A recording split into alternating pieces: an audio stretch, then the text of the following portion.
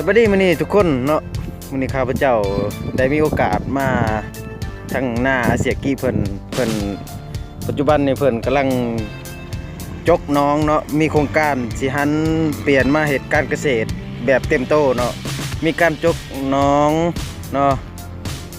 จกน้องเฮ็ดเพิ่นสิเลี้ยงเนาะสิเลี้ยงปลา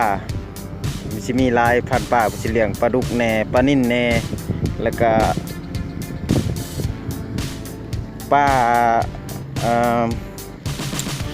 อืมปลาเข็งเนาะว้าวไปเลยก็ลืมนี่เพิ่นปัจจุบันนี่โครงการเพิ่นกำลังดำเนินการเนาะปัจจุบันนี่เพิ่นจกได้หากระได้ช่องน้องนี่อันนี้คือน้องเพิ่นจัดชั้นที่ดินของเพิ่นนั่นก็คือเพิ่นเฮ็ดน้องตัวนี้เป็นน้องใหญ่เนาะตัวนี้เป็นน้องใหญ่คือว่าเป็นบอลห้องหับแปลว่าหนึ่งมาพันเปลี่ยนน้ำเนาะพันเปลี่ยนน้ำจากการเลี้ยงปลานะ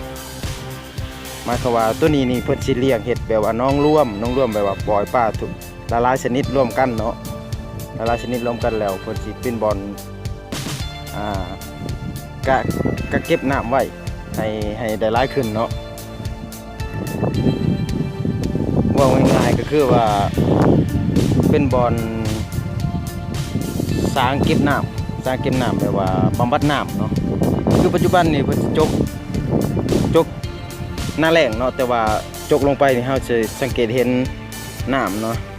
น้ำที่มันมีอยู่ทางใต้ดินเนาะนั่นแม่นรถเขาเจ้ามา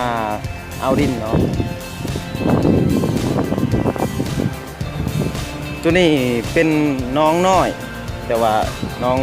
มันยับมันต่อกันเลยเนาะเป็นน้องน้อยตัวนี้เพิ่นสิใช้สำหรับเลี้ยงปลาดุกเนาะเลี้ยงปลาดุกนี่มันน้ำมันสิเปื้อนหลายเนาะถ้าว่าเฮาเลี้ยงปลาดุกเพราะว่าเฮาใส่หัวอาหารเด้ใส่หัวอาหารแล้วเฮาเลี้ยงปลาดุกนี่มันสิน้ำมันเปื้อนเนาะหลังจากน้ำมันเปื้อนแล้วเราสิดูดน้ำในน้องที่เลี้ยงปลาดุกเนี่ยไปเฮ็ดการเกษตรตัวใหม่อีกหมายความว่าไปหดผักบ่หรือว่าหดเครื่องปลูกอิหยังแล้วเราจะเอาน้ำจากน้องตัวนี้ที่มันน้ำใสสะอาดแบบหมายความว่าดูดปัดเปลี่ยนไปนี่นะหมุนเวียนระบบนิเวศเนาะหมุนเวียนระบบน้ำหมายความว่าบริหารการจัดการน้ำให้มันมีประสิทธิภาพขึ้นบ่ให้มันเสียได้เปล่าเนาะและยังมีอีกเพิ่นในโครงการเพิ่นจะจบประมาณ4น้องด้วยกันแต่ว่าปัจจุบันนี้ฮะกำลังได้แต่น้องที่2เนาะน้องที่2บ่ทันแล้วเนาะนี่คือทีมงานรถยกเฮาเนาะ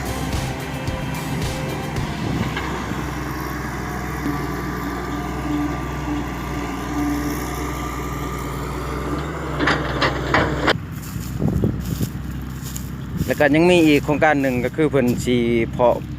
าะพันธุ์ลูกปลาดุกเองเนาะเพิ่นกำลังเฮ็ดคอกนี่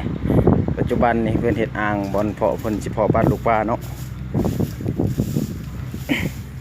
นี่เพิ่นกำลังเก็บน้ำไว้เนาะเก็บน้ำไว้แล้วตัวนี้เพิ่นอยู่ในหลุมนี่เพิ่นอันนั้นเนาะเพาะพันธุ์ปลาดุกเพิ่นได้พอพันธุ์มาแล้วเนาะเพิ่นยังบ่ทันได้แม่มันแม่พันธุ์นี่มันเพิ่นตัวนี้เพิ่นสิเฮ็ดพอพันธุ์เองเนาะพอพันธุ์ลูกปลาเองเพิ่นว่าลดต้นทุนในการซื้อลูกปลาเพราะว่าซื้อลูกปลามันก็จะแพงนะถ้าว่าได้พอพันธุ์เองแล้วก็สามารถเลี้ยงเองแล้วก็ขายออกสู่ตลาดเองเพิ่นจะมีกำไรหลายเนาะพี่น้องเนาะมันก็น่าสนใจอยู่ได้พี่น้องชินครับซุมื้อนี้คนเฮาหันมาเฮ็ดการเกษตรตัวนี้ก็เป็นน้องอีน้องหนึ่งเนาะเพราะว่าช่วงวังแล้วนี่เพิ่นเลี้ยงแล้วเนาะประมาณ3 เดือนกว่าๆเพิ่นก็เอาไปขายเบิดแล้วตัวนี้เพิ่นสิเป็นเฮ็ดเป็นบอนสต็อกลูกปลาหมายความว่าเพิ่นเพาะพันธุ์แล้วจากอ่างนี่เนาะพันธุ์แล้วในระยะประมาณอาทิตย์หนึ่งแล้วเพิ่นก็จะมาเก็บไว้อยู่น้องตัวนี้เนาะ